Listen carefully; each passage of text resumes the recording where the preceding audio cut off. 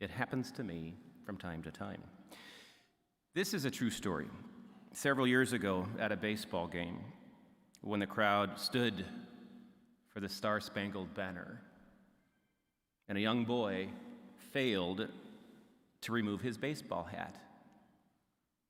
And an outspoken man, a few rows behind him, screams, "Hey kid, take off your hat."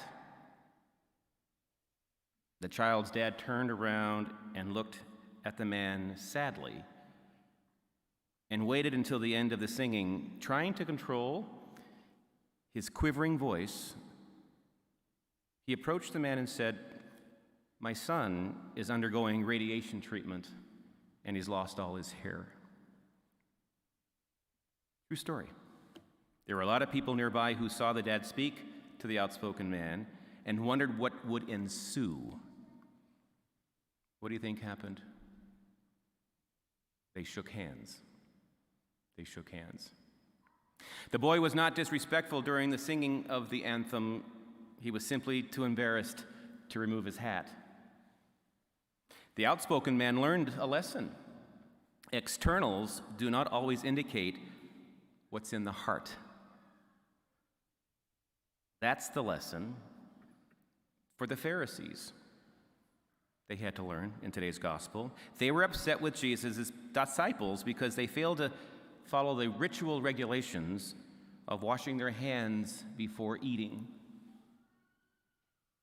and all the other things we heard that they had to wash. Very important to the externals of things. The concern was not hygiene, but adherence to the letter of the law.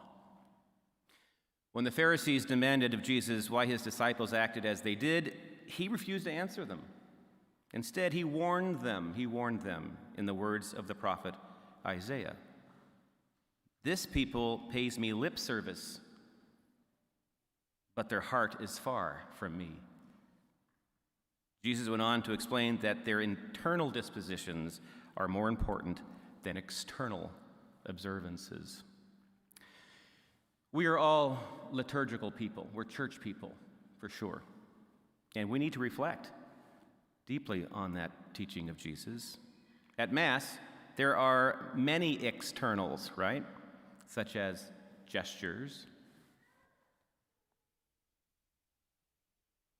standing, sitting, processing, kneeling, singing,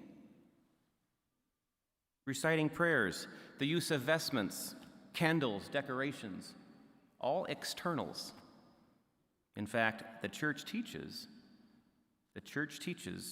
that full, active, conscious participation in the sacred liturgy, the Mass, is the indispensable source of the true Christian spirit. Is anybody here unconscious?